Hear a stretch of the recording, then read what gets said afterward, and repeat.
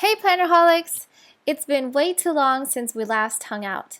I hope you're not mad and will forgive me for taking so long to give you all an update of my planners and notebooks.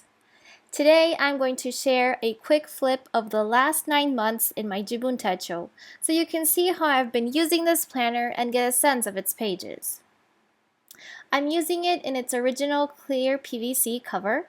I've just stuck some nice scrapbook paper and included a few stickers to keep it simple.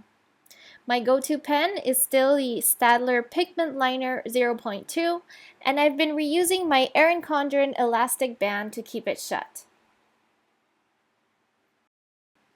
Inside the card slots, I've included a picture of me and my boyfriend, whom wanted to remain private, and some Target sticky notes I like to pop in my pages once in a while. Inside the side pocket, I'm keeping my weekly gym schedule so I can stay informed of the different classes and hours. And now we begin getting into the meat of the planner. The yearly calendar spread I use for tracking my vacation days and sick days from work, and I also track my cycle using different colors. In the next yearly spread, I've written all the Spanish holidays in yellow and the US holidays in orange. I keep track of both, one because I live in Spain and two because I have family in the States, so it's nice to know the national holidays.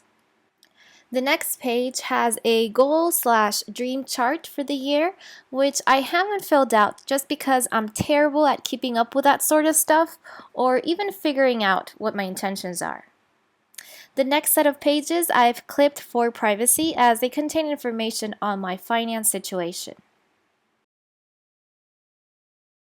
And now we start with the different collections. We have favorite phrases, a list of TV shows people have recommended to me, which I've also rated, my 2018 books I've read, which have been 33 so far. I actually have a Goodreads page, which I'm going to link down below in case you want to add me as your friend. Heads up, I read a lot of YA chick lit contemporaries and fantasy. Then I have a list of movies I've seen in theaters, a log of gifts I've received or given, which I haven't updated much. And then there are 2 more collections which I haven't filled out. Next up are the monthly habit trackers, which I started using a few months for my social media, as you can see, but I was terrible at actually producing content this year, if you hadn't already noticed, and so I barely had any growth, therefore I found it absurd to keep tracking that. And then I just didn't track anything at all. Until now, when I actually thought I could track some simple personal development things like journaling, reading, exercising, and such. And now I'm going to leave some music while you see my monthly and weekly spreads where I do all of my major planning. My style hasn't really changed, so if you're curious about how I plan things or you want more of an explanation, you can check out some of my past planner setup videos, and I'm going to leave a few linked down below just in case you're not sure which ones they are.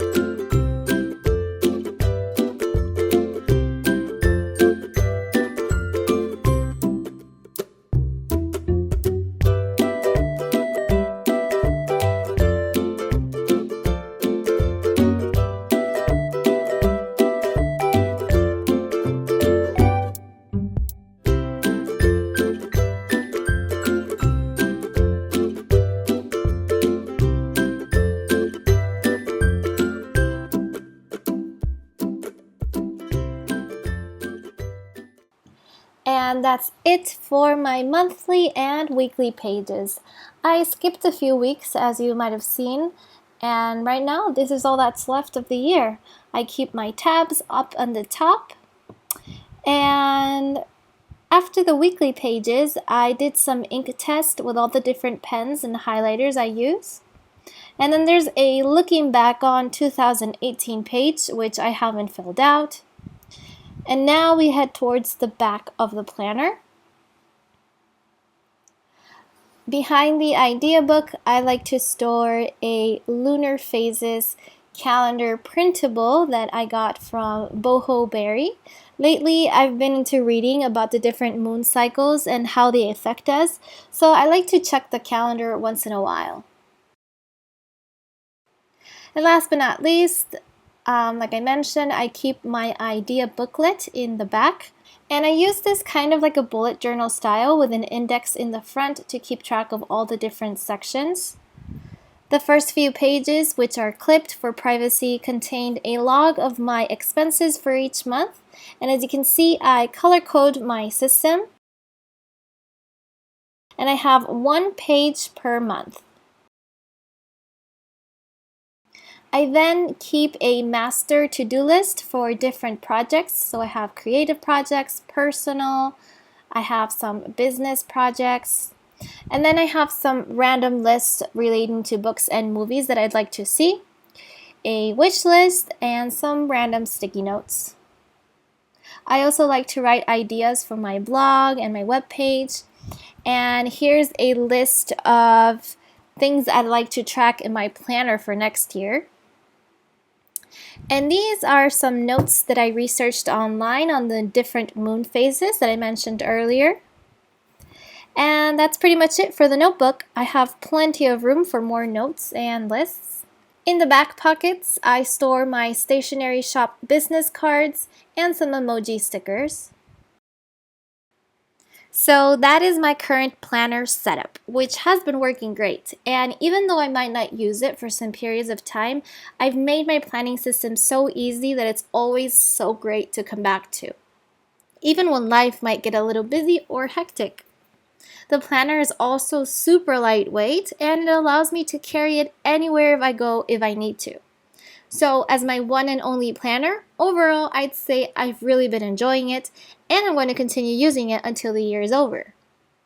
Anyway, I hope you enjoyed this little update in my planner life. I do have a few upcoming videos planned out, and one that's currently in my editing process. So I would love it if you stuck around and stay tuned for that.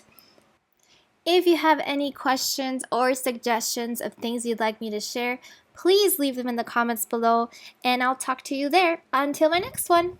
Bye, everybody.